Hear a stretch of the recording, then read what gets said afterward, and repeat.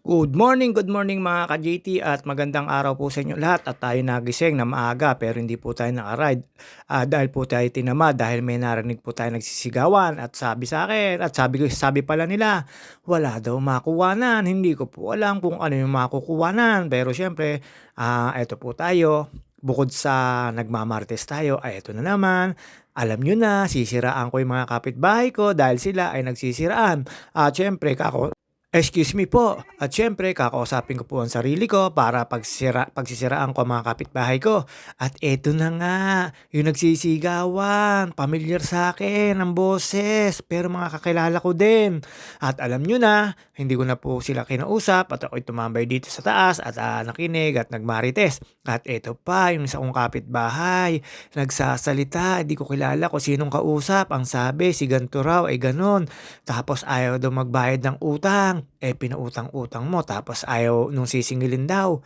Ay ano na, ay ang hirap para raw belekoy. 'Di ba ang belekoy makunat? At ayun nga po, syempre mga ka-GT, habang nagmamarites tayo, ay bumaba na po tayo para magkape at ako'y bumili nga pala po ng pandiube sa Kalamba. Kaya ayun po yung inalmusal ko, favorite ko po yun. At yung toasted siopaw ay tinatamad po tayo kasi wala pa po tayong budget. Kasi ang budget ko lang po ay pang-ube pandesal. Ngayon, ang siopaw toasted ay medyo mahalay. Kaya mga ka-JT, nagkape lang po tayo. Ang kape ko ay galing kay Ate Janet. Humingi po ako ng isang beses. Ngayon ko lang po uli inumin. At alam niyo naman po, ayan, mga ka-JT, walang kaalam-alam yung kapitbahay ko. Pinapanood ko po sila. At syempre, mga ka-JT, hindi po tayo nagbike, hindi po tayo nakapagpapawis. At ayun nga po, kasi ang aga-aga, may narinig tayo nagsisigawan at nag-uusap. At yun nga po, ang sabi doon sa kapitbahay ko, kahit daw hindi na sila magpansinan, kahit hindi na raw siya sisingilin, yan ang sinasabi, pero ewan ko ba. At meron akong ichichismis sa inyo. Salamat sa Teya Kitchenamics at sa Chef Elvira Gutierrez at Assistant Chef si Cha. At yun nga po, syempre, shoutout sa anak ni Michelle na babae, yung kapatid ni John Rex ni Salsabog. Shoutout sa inyo at kay Salsam. Shoutout sa inyo. At syempre po ito, mekos-mekos lang po tayo hanggang sa tayo bumaba na dyan. At makikita nyo naman po, ayan po si Salsabog at ang kanyang nanay. Wala lang po yung kapatid niya. At saka po umagang-umaga po ngayon, ang minarites ko po ngayon ay mga estudyante. Tapos yung mga taga rito sa amin sa dulo, syempre kung tawagin sa amin to, tawis, yung mga taga dito sa dulo sa amin, alam nyo naman po, maraming small fisherman na hindi naman po pang alat, pantabang lang po. At nakita ko po, at sinapisan sani, kasama po yan dyan sa nagwo-work na yan. At nakita ko po na may mga dalang tilapia, ayun nga po, wala pong bangos. Siyempre, sa mga nagtatanong, wala pong bangos. Uy, uy, ayan, ang dami mo nakain na tinapay, kaya lumaki tiyan mo. Tapos nagkape ka pa. At syempre mga ka-JT, nakita nyo naman po, may nakita ko na nanakbo dyan, alam nyo na. At ayun po mga ka-JT, nandito po tayo sa labas, nagmamarites, pinalis ko po muna yung mga nag-uusap. At bago ako, ayan si Tol Lab. Kita nyo naman po yan na mga hanap buhay po nila yan. Talaga naman ganyan po yung buhay dito na makasurvive lang sila. At marami po akong mga kamarites dito. At ayan, nakita nyo naman po yung mga estudyante. At si Pinsang Kayeng, si Yela at si Johan. Ang wala lang po dyan ay yung masipag pumasok na si Yokai, mga ka-JT. Ayan, nakita nyo naman po. Patingin-tingin pa sa video. At syempre mga ka-JT, marites lang tayo. At ayan po, siyempre, mukha ni Aan yun. At alam nyo naman po, ang inaabangan ko rito ay yung makachismis sa kapitbahay. Wala pa po akong nakikita. Maliwanag po na malinis ang kalsada. Wala po nagchichismisan at wala rin po akong nakakachismisan. Kaya malas na malas po tayo. Yung kanina lang po na narinig ko, hindi na po nasundan. Kaya ito po, umikot po tayo sa may papuntang Riverside para po at syempre, yung asawa ni Pinsan Abu Nunyal ay nakita ko. At yun nga po ay syempre paano yun na ulirang ina, kaya yun nakita ko po naglalaba din. Syempre wala naman po may-ari ng ilog dito. Pwede ho kayo maligo, pwede ho kayong maglaba at lahat. Pwede nyo pong gawin dyan. Pwede po kayong basa kung ano man ang gusto nyo. At yan, minamartes ko lang po yan mga ka-JT na yan. Sayang po yung sikat ng araw. Sana nakapagpaano ako sa UPLB. At ayun nga po, hindi natin nauna yon. At inuna natin ay ang pagmamarites.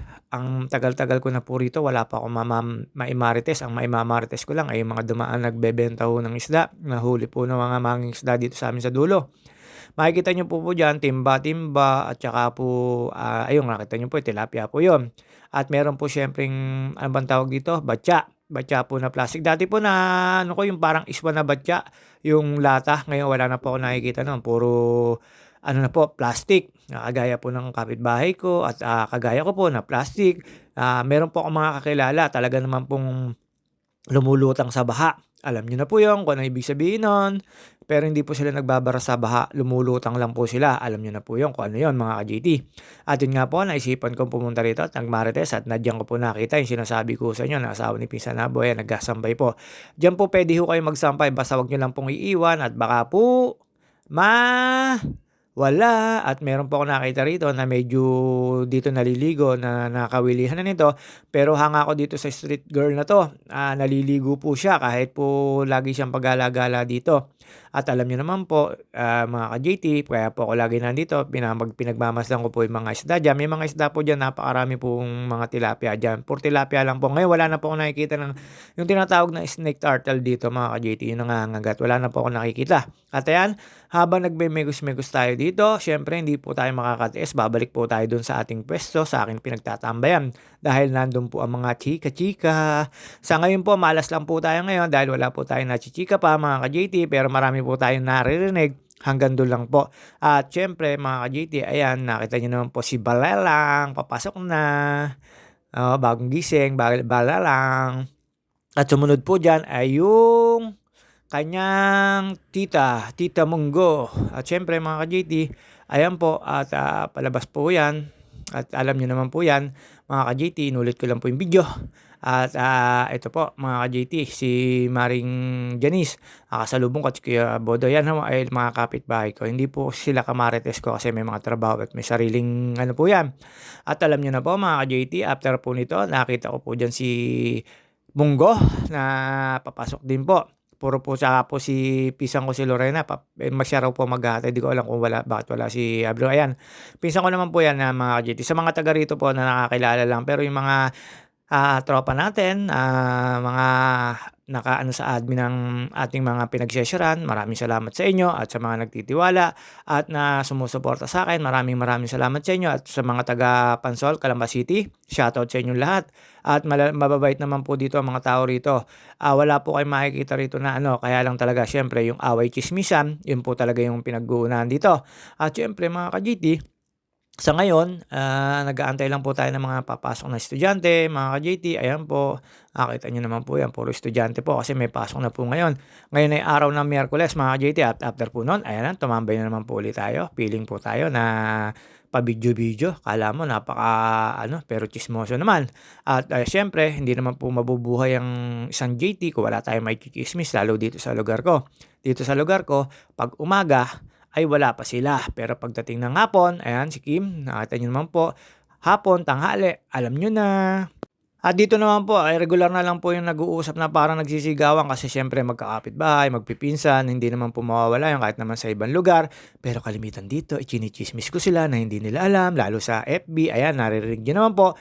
Pero eto nga yun, ayan si Munggo po, pero eto nga po yun, ang kasunod niya po dyan ay ang kanyang nanay na si Pinsa Lorena at ayan, lumampas po si mga ka-JT. Si Nigs, kapitbahay din po yan, tapos na pinsanin pa sa nanay. At ayan po mga ka-JT, nakita nyo naman po at Marites pa rin na Marites pero wala po akong may Marites. Ito nga po pala mga ka-JT, meron daw po ayan, Pinsan Lorena ko, ayan ang nakita naman si Tol Japet. Mga kapitbahay ko po yan. Kanina mo pa sinasabi, GT, na kapitbahay. Ayun nga po, wala po tayo may Marites, mga ka-GT. At syempre, alam nyo naman po tayo, nag-aantay lang po tayo ng mga masasabat dito. Pero minalas po tayo. Pero minsan may mga nadaan dito na hindi ko nakakilala or anak-anak ng mga pinsan o mga kumpare ko na malalaman ko na lang na anak nila yon. Pero syempre tayo, isang single, wala po tayong masasagasaan. At mga ka-JT, wala rin po tayong imamarites. At yun nga po, ayan, si Pinsan Joey, nasakit daw ang kanyang likod at tagiliran. Baka may ano na siya, hindi ko po alam. Pero ayan, may dala-dala po siya mga damo-damo. Yung panlaga mga ka-GT ha, hindi po yung pangbisyo. At syempre mga ka-GT, ito po, ayan, tuloy lang po tayo sa pagmamarites. At nakita niyo na po si Ate Emmy, at itong sinabulok.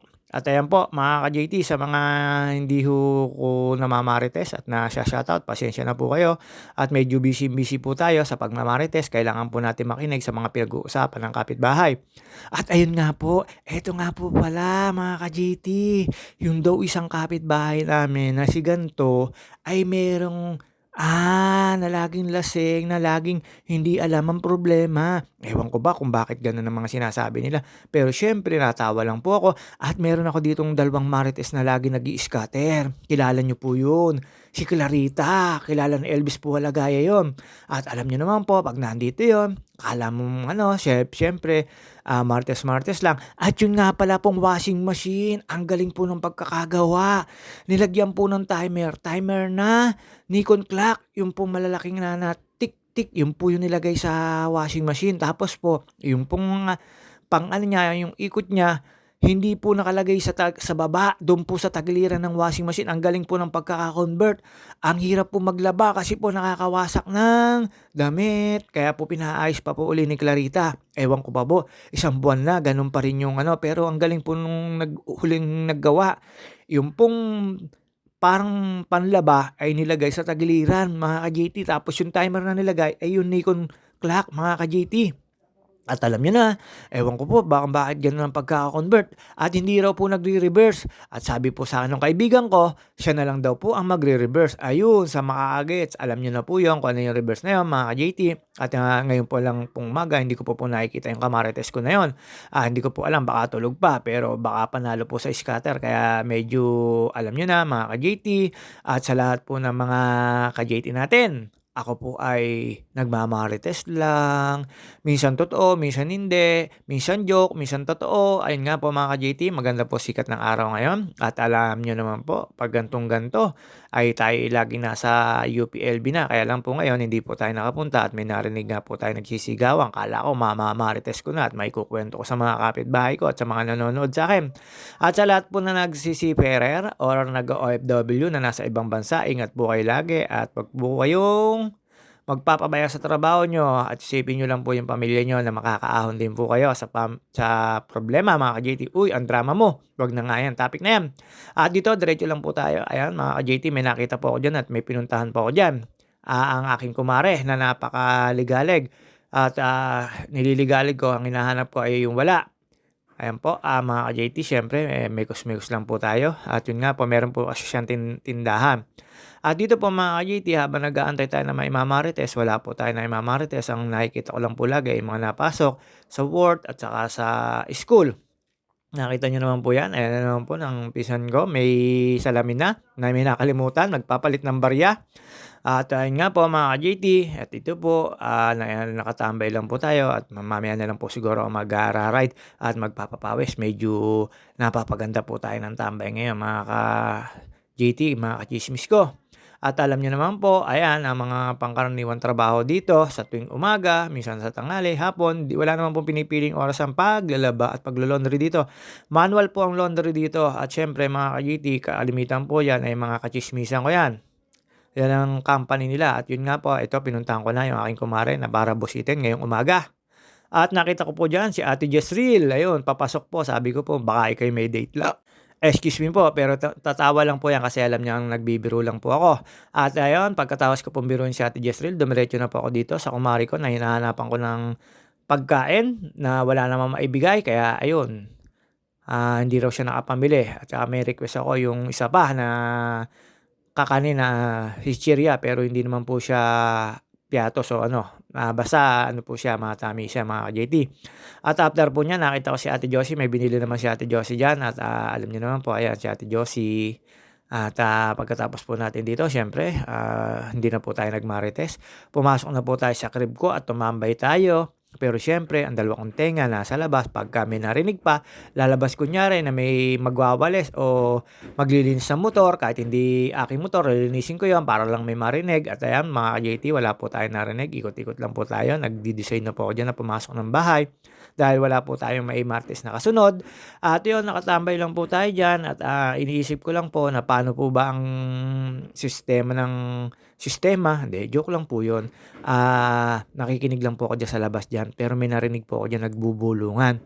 Parang bagong tsismis, pero hindi ko naririnig kung sino at hindi ko rin po pinakinggan kung sino rin kasi ang tsini-tsismis lang nila ay ang utang-utang at yung mga regular na ginagawa nila at yung pagtsismisan ng kapitbahay parang ako. At siyempre mga ka-GT, hindi na po rin tayo magtatagal ng video at matatapos na rin po ang video natin sa ganitong kalakaran. Alam niyo naman po, salamat sa mga sumusuporta. Shoutout sa inyo lahat. At babaguhin ko po yung kasabihan, ang di lumingon sa pinanggalingan ay walang tsismis na masasagap kahit kailan mga ka-JT. At yun nga po, siyempre, babus mga ka-JT, ingat po tayo lahat, lalo po yung mga kamarites ko at mga kabikers ko at mga nasa kalsada, babus, ingat po kayo.